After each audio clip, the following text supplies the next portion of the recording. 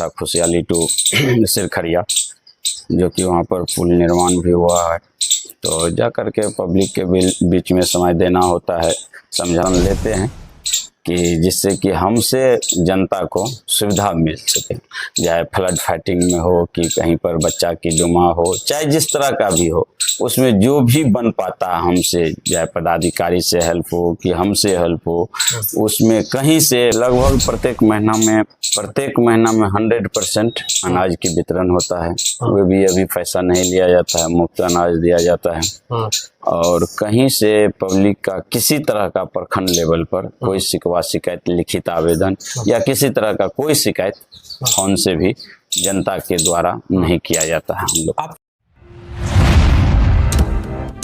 नमस्कार, मेरा नाम योगेश्वर पासवान है और आप देख रहे हैं अनोखा एक्सप्रेस न्यूज। इस वक्त हम सुपौल जिले के मरौना प्रखंड में आ चुके हैं और आज हम मरौना प्रखंड प्रतिनिधि राज नारायण यादव जी से बातचीत करने के क्रम में बताएंगे कि इस प्रखंड में पिछले 2.5 वर्ष में क्या कुछ विकास कार्य हुआ है, क्योंकि यहाँ पे जितने भी पंचायत हैं उन तमाम पंचायत में किन किन मदों से यहाँ पे कार्य किया गया है। क्योंकि चुनाव के समय आप लोग जान रहे हैं कि प्रमुख प्रतिनिधि के कई दावे थे जनता के बीच, उन दावे पे कितना कुछ कार्य कर पाए हैं उन पे हम बात करेंगे। तो सबसे पहले तो स्वागत हमारे न्यूज चैनल में सर आपका।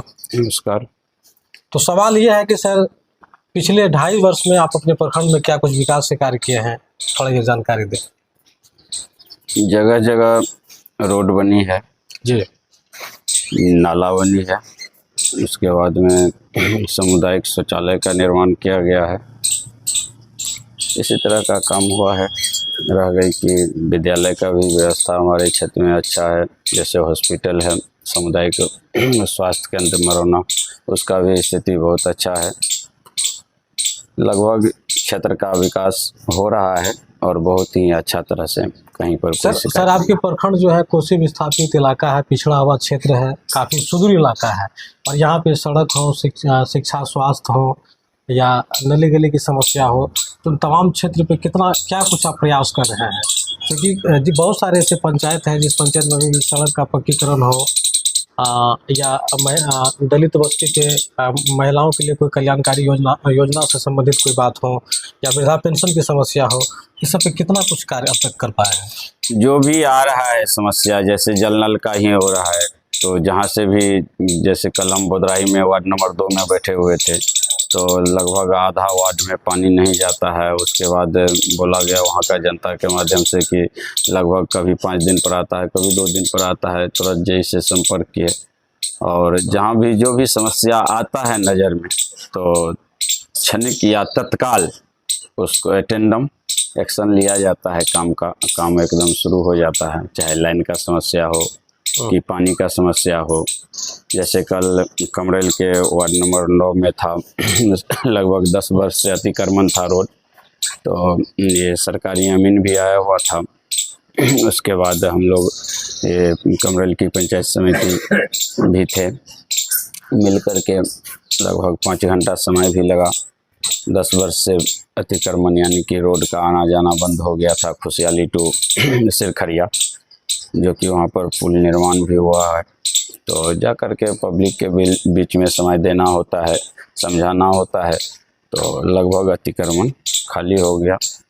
तो सर जिस समय आप चुनाव लड़ रहे थे तो उस समय यहाँ के स्थानीय जनता का काफ़ी आपको जन समर्थन मिला और जन समर्थन के तो आप यहाँ जीत भी सुनिश्चित किए।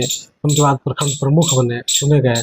लेकिन यहाँ पे जनता के बीच जिस समय आप जा रहे थे तो उस समय आपका मैनिफेस्टो क्या था? जो जैसे कि हम 2008 से लगातार गांव में रह रहे हैं, इससे पहले दरभंगा रहते थे, तो एक जो नेतागिरी में होता है सेवा की भावना, उस सेवा की भावना से लगे हुए हैं। कोई भी किसी भी तरह का समस्या आता है तो उसको तुरंत एक्शन लेते हैं कि जिससे कि हमसे जनता को सुविधा मिल सके, चाहे फ्लड फाइटिंग में हो कि कहीं पर बच्चा की डुमा हो, चाहे जिस तरह का भी हो, उसमें जो भी बन पाता है हमसे, चाहे पदाधिकारी से हेल्प हो कि हमसे हेल्प हो, उसमें कहीं से प्रखंड लेवल पर कमी नहीं है। कहीं से एक युवाओं का सवाल है सर, आप भी एक नौजवान है, युवा है और मरौना प्रखंड में कहीं न कहीं आप एक लोकप्रिय चेहरे के तौर पे भी जाने जाते हैं, तो यहाँ पे युवाओं के लिए क्या कुछ प्रयास किए, चूँकि जैसे कि खेल कूद का मैदान हो, इस तरह का कुछ कार्य करने की दिशा में क्या प्रयास चल रहा है? अभी तो फिलहाल ऐसा नहीं है, लेकिन खेल कूद के मैदान का भी जैसे कि हमारे हर्री पंचायत में है कि एक झिंगवा है, सामुदायिक यानी सरकारी ही कहा जाए, जी। खेल टाइप का है। तो वहाँ भी सोचे हुए हैं कि क्रिकेट का ये बनावे, जैसे कि गनौरा में ये मध्य विद्यालय उच्च विद्यालय है, मध्य विद्यालय उच्च विद्यालय दोनों साथ में ही फील्ड अटैच है, तो वहाँ पर बना हुआ है क्रिकेट का मैदान। तो इसी तरह से जहाँ पर जो आ रहा है नज़र में, तो उतना अधिक तो फंड भी नहीं हम लोग को आ रहा है, सबको बांट करके देना होता है, तो उसी में जो जहाँ तक संभव है वहाँ तक करवा रहे हैं। सरकार के द्वारा जो भी योजना दिया जा रहा है, चाहे मनरेगा से हो, 15वीं वित्त से हो, अष्टम खष्टम से हो, तो उस योजना में कहीं कोई तरह की परेशानी भी आप लोगों को झेलना पड़ रहा है? नहीं नहीं, कहीं कहीं अब ये एनओसी का होता है कि कोई जैसे कि सीमावर्ती योजना है, तो उसमें जो है मुखिया जी सब जो है अपना खोल लिया सीमावर्ती को भी, तो उसी सब में अपना मेल पाँच करके चलता है, ऐसा कोई परेशानी नहीं होता है। कोई परेशानी नहीं होती? नहीं। तो सर एक और चीज़ आपसे जानना चाहेंगे सर कि मरोना ये जो है सुपौल के सबसे अंतिम छोर पर बसे हुए एक प्रखंड है और काफ़ी ग्रामीण इलाका है। तो यहाँ पे जिस तरह से देखा जाए तो जन वितरण विक्रेता प्रणाली, इस पे हम लोगों के मामले कई बार सुपौल गए, तो जन वितरण विक्रेता प्रणाली हो या आंगनबाड़ी केंद्र हो या चिकित्सा का हम बात करें, स्वास्थ्य केंद्र की बात करें, तो इस सब दिशा में कितना यहाँ पे सही चल रहा है सब कुछ? लगभग प्रत्येक महीना में 100% अनाज की वितरण होता है, वो भी अभी पैसा नहीं लिया जाता है, मुफ्त अनाज दिया जाता है। और कहीं से पब्लिक का किसी तरह का प्रखंड लेवल पर कोई शिकवा शिकायत, लिखित आवेदन या किसी तरह का कोई शिकायत फोन से भी जनता के द्वारा नहीं किया जाता है। हम लोग आपके प्रखंड कार्यालय में जितने भी पदाधिकारी हैं, सबका परस्पर सहयोग आपको मिलता है? एकदम मिलता है, कहीं कोई शिकायत? कोई दिक्कत नहीं। तो चलिए अंत में सर हमारे न्यूज़ चैनल के माध्यम से आपको पूरे बिहार और जिला के तमाम लोग देख पा रहे हैं, सुन पा रहे हैं, तो उनके लिए क्या कुछ आप कुछ संवाद देना चाहिएगा? देखिए, सबसे बड़ी बात है कि जैसे अभी मनरेगा का योजना चल रहा है, तो खास करके ये क्षेत्र या सुपौल जिला की बिहार लेवल की मैं बात करूं कि जब तक खुद को किसान अपने आप में एक्टिव नहीं हो जाएंगे, तब तक कहीं से कोई लाभ नहीं मिलेगा। कुछ आदमी के दिमाग में ये दिग्भ्रमित हो जाता है कि मनरेगा से वृक्षारोपण करवा लेंगे तो वह सरकार ले लेगा खेत, पोखरी खुनवा लेंगे तो सरकार ले लेगा खेत। तो इस तरह से दिग्भ्रमित जनता हो रहा है, लेकिन समझाने के बाद भी कुछ पर्सन समझते हैं, कुछ नहीं समझते हैं।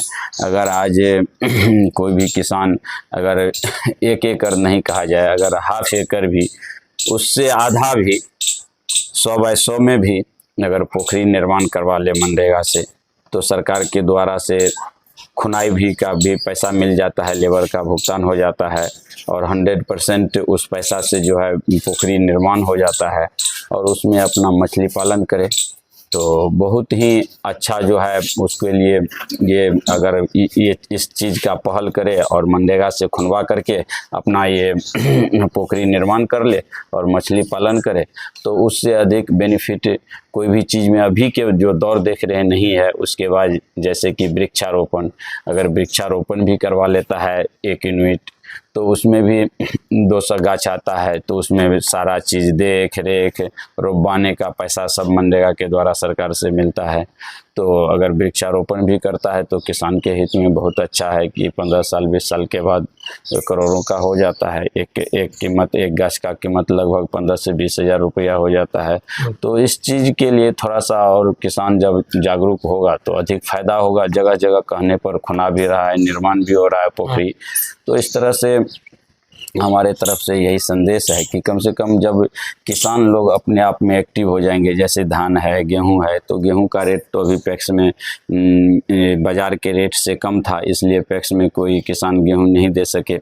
कि 2275 रुपया रेट था पैक्स में, और बाज़ार का मूल्य ही आपको 2400 रुपया था, इसलिए नहीं बिका। धान का रेट ठीक ठाक रहता है लेकिन उतना अच्छा भी नहीं रहता है, फिर भी जो है बाज़ार से अधिक रहता है तो किसान जो है पैक्स में धान देता है।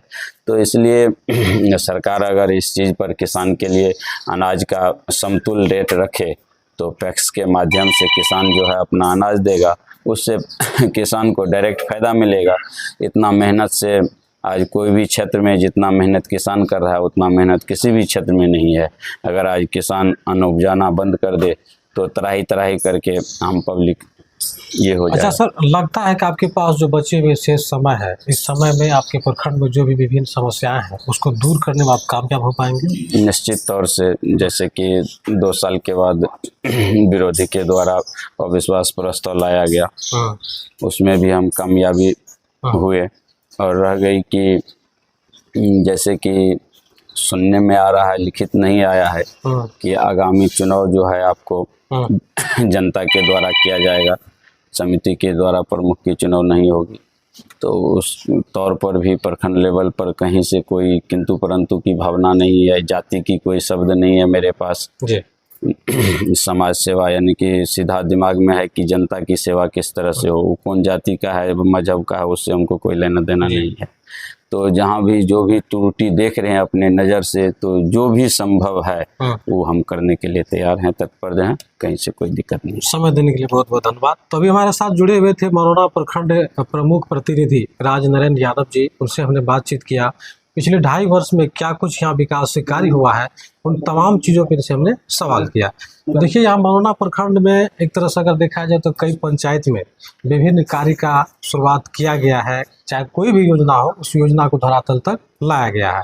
और जब से इन्होंने प्रखंड प्रमुख का कमान संभाला है तो यहाँ पे लगभग में हर क्षेत्र में, हर दिशा में अच्छी पहल की गई है, उसकी शुरुआत की गई है, और बहुत सारे ऐसे कार्य हैं जो अभी करना बाकी है। उन क्षेत्रों में भी ये प्रयास कर रहे हैं। हालांकि राज नरेंद्र यादव जी यहाँ पे सभी वर्गों को साथ लेकर चलने में हमेशा ये रुचि रखते हैं। इसमें ना कोई भेदभाव है, कोई भी जाति मजहब वाले ऐसे कोई शब्द इसमें नहीं है। शायद यही कारण रहा कि पिछले बार इन्होंने रिकॉर्ड तोड़ मतों से यहाँ पे जीत सुनिश्चित किया।